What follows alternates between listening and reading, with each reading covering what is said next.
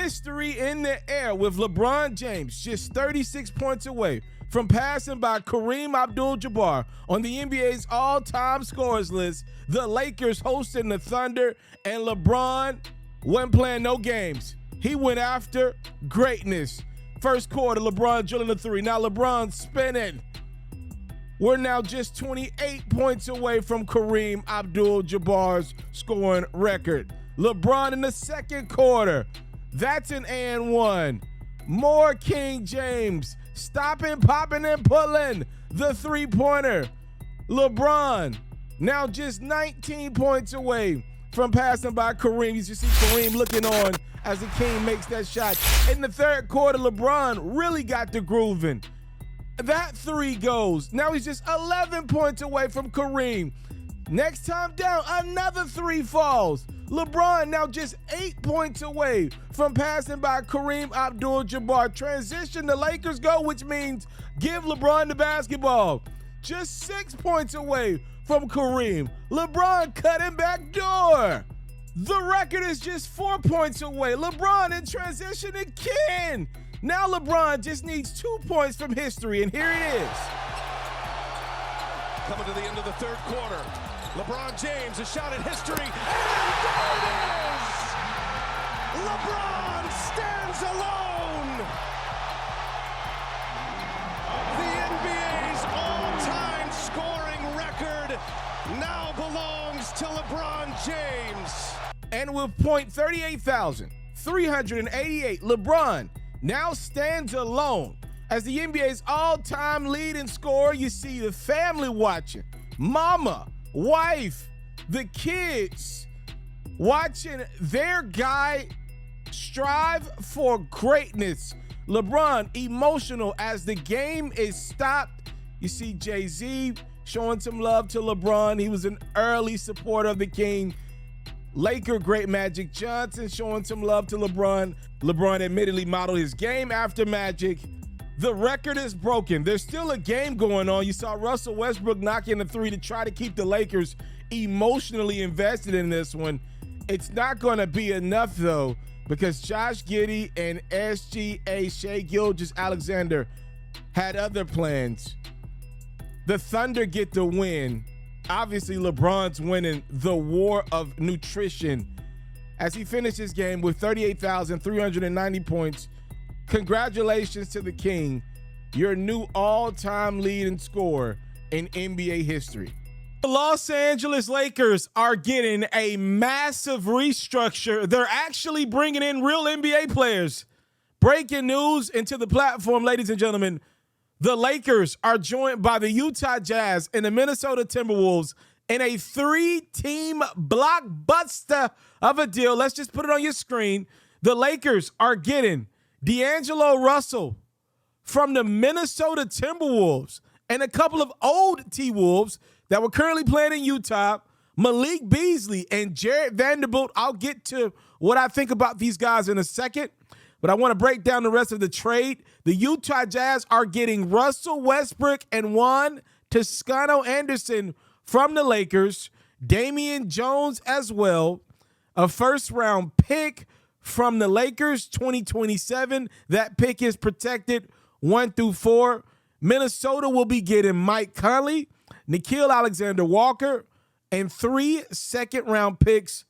Just for clarity, for the Utah Jazz, they now have the rights to around 15 picks through the year 2029. The Minnesota Timberwolves were broached with the conversation of, do we pay D'Angelo Russell some type of long-term money, or do we cut our losses and kind of force Karl Anthony Towns and Anthony Edwards to try to figure this thing out on the court? Because D'Lo's actually having a good year for them. And for my Lakers, which will dedicate the bulk of the time in this video, the Lakers get a massive rehaul and restructure of their rotation. You bring in 3 legit NBA players to a team that lacked NBA players. When you talk about bringing in a guy like D'Angelo Russell, in theory, he makes the perfect sense to play off of LeBron James and Anthony Davis. He's literally the complete opposite of Russell Westbrook, a guy that can catch and shoot. Not only can he microwave that bad boy and get hot, but hopefully his lows shooting the rock don't get as low as a guy like Russell Westbrook from the point guard perspective. D'Lo's a guy that doesn't mind coming off the ball, which would, in theory, you think, put LeBron James back on the ball more. You bring in a guy like D'Angelo Russell to run that point guard. We'll see what's life like with him and Anthony Davis. I would tend to believe the pick and roll with those two guys should be deadly. Also, another thing that has been getting on my last nerves with this Lakers team this year has been Patrick Beverley being our starting two guard.